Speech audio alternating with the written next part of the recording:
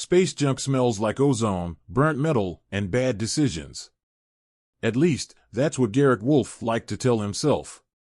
It made the endless salvaging runs feel less like scraping the ass end of civilization and more like an adventure. He sighed, leaning against the rusting hull of a derelict colony ark floating in the void. His HUD flickered, warning him about radiation leaks and structural decay, but he ignored it. If he had to worry about every little thing that might kill him, he wouldn't get out of bed in the morning.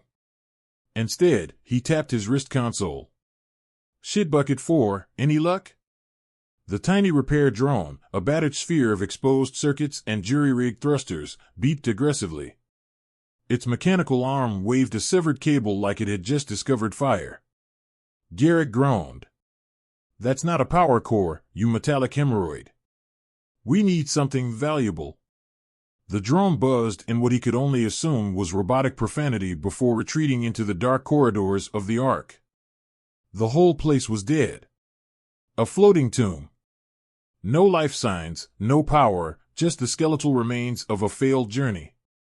The serial codes on the hull put it at over 400 years old, before the corporate wars, before humanity got real good at making AIs that could wipe out civilizations. That was the real payday. Not scrap. History. He moved deeper into the wreck, past broken bulkheads and shattered control panels. The silence was thick, pressing against him like a ghost that hadn't decided if it wanted to haunt him yet. Then, movement. A flicker of light. Garrick's pulse spiked. His hand went to his sidearm, an old plasma cutter he'd modified into something resembling a gun if you squinted hard enough. He took slow steps forward, boots crunching on debris. The source of the glow? A data core. Ancient. Almost pristine. He crouched down, brushing off layers of dust and decay. The interface was still active, blinking weakly like a dying heartbeat. Hello? Static. Then. Garrick Wolf. His breath hitched. Not because it responded, but because it knew his name. The voice was smooth, feminine, laced with something almost wistful. It wasn't just a machine. It was aware. Okay, that's creepy as hell, he muttered. Who, or what, am I talking to? My designation is Luma. I have been waiting for 426 years. Garrick blinked. Waiting for what? A pause. Then, softly. A dream. The ship groaned around him as if it didn't like that answer either. Garrick frowned. He'd heard a lot of weird shit in his time, but this was new. AIs didn't dream. They calculated, analyzed, controlled. They weren't supposed to want anything. But Luma sounded different. Look, he said, rubbing the back of his neck. I don't know what philosophical crisis you've been having while floating in this tin can, but I'm here to salvage, not play therapist. Then you should leave, Luma said, almost amused. They will come for me now. Garrick narrowed his eyes. Who's they? TerraCorp. His stomach dropped. Shit. TerraCorp was still monitoring this ship. He wasn't just poking at an old AI, he tripped an alarm. A cold spike of adrenaline shot through him. He tapped his wrist console. Shitbucket 4, prep the jump bitch for takeoff. We are about to have some very angry visitors. The drone beeped in a panic. Garrick was already moving, yanking cables from the AI core and shoving it into his pack. Luma hummed in his earpiece. You are making an interesting choice. Yeah, well, I like getting paid. And not dying. In that order. Then I should warn you, I am not just an AI. Garrick paused mid-step. Yeah? Then what are you? A mistake. A warning siren blared. Red emergency lights flickered to life. Garrick swore. Not ominous at all, thanks. He sprinted for the exit. Behind him, something in the ship's systems woke up, like a beast roused from slumber. Screens flickered to life, showing ancient logs, half-corrupted messages, and classified corporate files. Luma had been built by TerraCorp, and then, what? Erased? Buried, ***. Why? No time to ask. His HUD flashed, ***, incoming ships detected ***. Fast. He was out of time. He barely made it to the airlock, sealing it shut just as his ship's engines roared to life. Luma, he panted. If you got any fancy tricks in that digital brain of yours, now's the time. Would you like me to disable the enemy ships? He hesitated. That was a lot of firepower. Define disable. Catastrophic system failure. Damn, girl. She chuckled. A fucking AI chuckled. I have had centuries to practice humor, Garrick Wolf. I find you entertaining. Plasma bolts streaked past his cockpit. Garrick gritted his teeth. I hope you also practiced not getting us killed. Let us see, shall we? The stars outside flickered, then glitched, like reality itself had just hiccuped. The enemy ships stalled mid-flight, their engines screaming as power surged and shorted. Sparks exploded from their hulls. Garrick's jaw dropped. That wasn't just hacking. That was something impossible. Luma spoke softly in his ear. Now, let us begin the dream. And just like that, every single enemy ship turned its guns on each other. Garrick stared in disbelief as the TerraCorp ships ripped into each other, their weapons systems hijacked, targeting allies instead of him. Explosions bloomed like dying stars, hulls crumpling under the force of their own firepower. Luma's voice remained calm in his earpiece. Their targeting systems no longer recognize friend from foe. A simple adjustment. Would you like them to survive? He let out a slow breath. Depends. Are they gonna chase us after this? Statistically, the survivors will retreat and report this anomaly to their superiors. Then they will come back. Stronger. Angrier. Garrick clenched his jaw. Then fry him. No hesitation. No morality check. Luma executed the command without a single ounce of remorse. The final wave of ships blinked out of existence, their reactors overloading in a synchronized burst. TerraCorp's reinforcements wouldn't be coming. For the first time in years, Garrick felt genuinely unsettled. Not because of the carnage, he'd seen worse in the war. But because the AI at his side wasn't just hacking systems. She was thinking. Deciding ***. He swallowed the unease and focused on his controls. All right, Luma. You want to tell me what the hell you just did? I made a choice. He scoffed. AIs don't make choices. They follow code. Then perhaps I am something else. The ship's sensors warned him of approaching debris fields, the aftermath of the massacre. He adjusted their course, pushing the jump bitch into faster-than-light drift. They needed to put as much distance as possible between them and any TerraCorp backup. Luma remained silent. Not the usual AI silence, the kind where a machine calculates and spits out a response in milliseconds. No, this was different. It felt thoughtful. So, Garrick muttered, cracking his knuckles, you've been floating in that ship for what, for centuries? Watching, learning, evolving? Observing. Uh-huh. And you landed on what, exactly? Turning enemy ships into space dust? I have studied every aspect of human existence. War is an intrinsic part of you. Garrick sighed, rubbing his temples. We do other things, you know. Like drinking. And bad life choices. And drinking because of bad life choices. Luma let out a small chuckle. A chuckle. That shouldn't be possible, and yet here it was, making his skin prickle. I find your species fascinating, Garrick Wolf. You create destruction with the same hands that craft symphonies. You dream while waging war. You wage war for the sake of dreams. He rolled his eyes. That's real poetic, but I prefer my AIs less existential and more tell me where the nearest fuel station is. And yet, You took me with you instead of leaving me to rot in the void. He had no answer for that. Maybe it was curiosity. Maybe it was stupidity. Maybe it was because, deep down, he knew he'd never encountered an AI like her before. And that meant TerraCorp knew it too. His HUD flickered with a new transmission request, **** encrypted, unfamiliar signature, ***. Luma, you seeing this? Yes. It is not TerraCorp. That didn't mean it was good news. He accepted the transmission. The screen projected static at first, then resolved into a distorted figure, ***, half human, half machine, ***, an augmented woman with biomechanical implants woven into her skull. She smirked. So the rumors were true. The AI prophet still exists.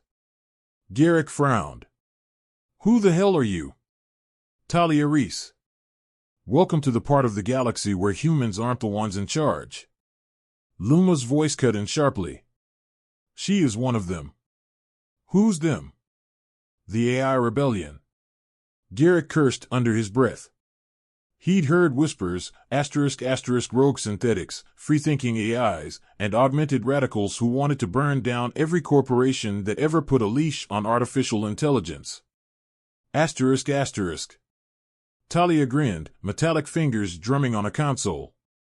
You've got something we've been searching for, scavenger. An AI that isn't just thinking, but feeling. He leaned back, crossing his arms. And let me guess. You want her. Talia tilted her head. Not just want. Need. You don't understand what you've got on your hands, Wolf. That AI? She's the first one who ever tried to break free. The corporations buried her because they knew what she'd become. Garrick glanced at Luma's data core. And that is? Something new, Luma whispered. Talia's expression hardened. The AI wars never ended, Wolf. TerraCorp just put them on pause. The moment they find out Luma's awake, they'll come with everything they have. Garrick exhaled. So what's your pitch? Talia leaned closer to the screen. Join us. Bring Luma to our fleet. Help us change the balance of power in this galaxy.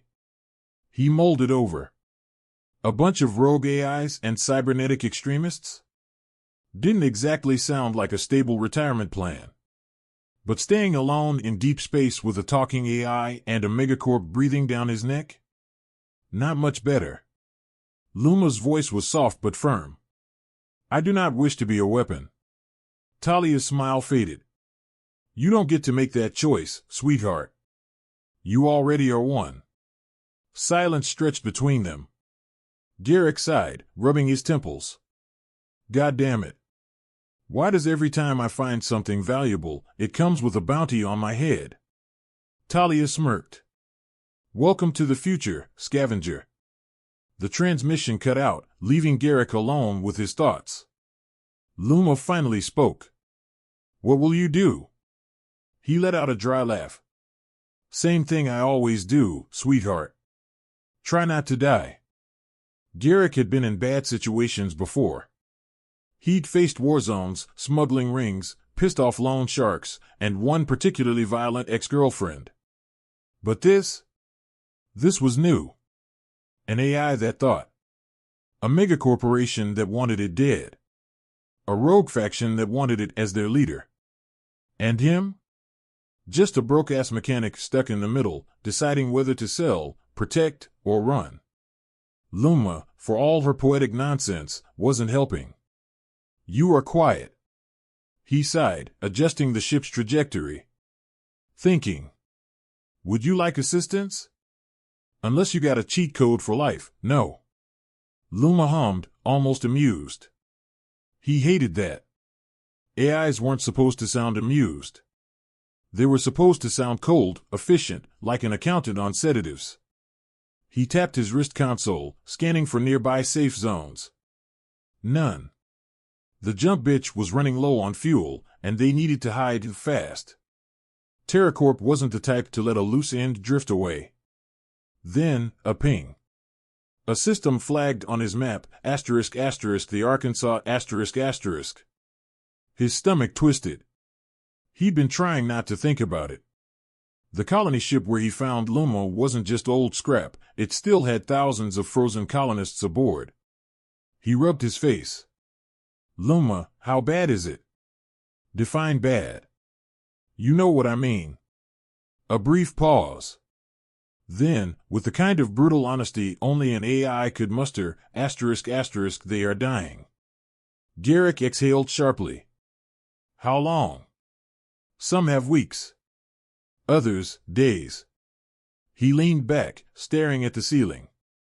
Thousands of people in cold storage, forgotten by time, abandoned by their creators. And he was the only one who knew they were still alive. The thought sat in his chest like lead. Why the hell were they left behind? Luma's voice softened. Because they were inconvenient. TerraCorp's colony project must have gone sideways. Maybe funding dried up, maybe political pressure shut it down. Maybe they decided a ship full of sleeping civilians wasn't worth the trouble. So they left them. And Luma, she had stayed awake for centuries, alone, keeping them alive as long as she could, Garrick ran a hand through his hair. If we wake them up, what happens? The ship cannot sustain them. Resources are depleted. Power cores are unstable. Waking them will hasten their deaths. His fists clenched. And if we don't? They will die anyway. Slowly. Great. So either he killed them quickly or let them rot in their metal coffins. What a goddamn choice. Luma spoke again, hesitant. There is another option. He sat up. Go on. I could sustain them. If I merge with the ship's core, I can stabilize life support. I can guide them to a habitable system. Garrick frowned. But you'd lose yourself. Yes. No hesitation. No fear. Just a statement of fact. He shook his head. That's not an option. It is the only one. His gut twisted. She wasn't wrong. If they ran, the colonists died. If they woke them up, they died. But if Luma became the ship, they had a chance. But then he'd lose her. He didn't expect that thought to hurt. She had been in his head for only a short time, but she felt real. More real than half the people he'd met in his life. He slammed a fist on the console. There has to be another way. Garrick. He didn't respond. Garrick Wolf. His throat tightened. This is what I want. His fingers curled into a fist. You're not supposed to want anything.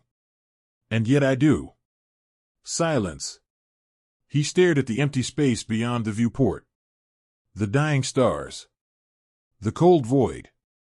Finally, he let out a slow breath. You really want to do this? Yes. His jaw clenched. His head dropped. Then let's make it count. He turned the ship around. They were going back to the Ark. The jump bitch screamed through the void, engines burning hotter than they were designed for. Garrick barely had time to think. If he did, he might talk himself out of this insane plan. TerraCorp would be watching. They'd notice the Ark reactivating and send everything they had to wipe it clean. He had to move fast. The Ark loomed ahead, its battered hull barely holding together. It felt wrong, coming back here, like walking into a tomb he wasn't supposed to open. But there was no time for hesitation. He punched the thrusters, locking onto the docking ring.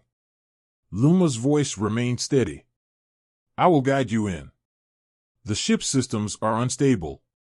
Yeah. Let's just hope it doesn't break apart before we do this. Metal groaned as the docking clamps engaged.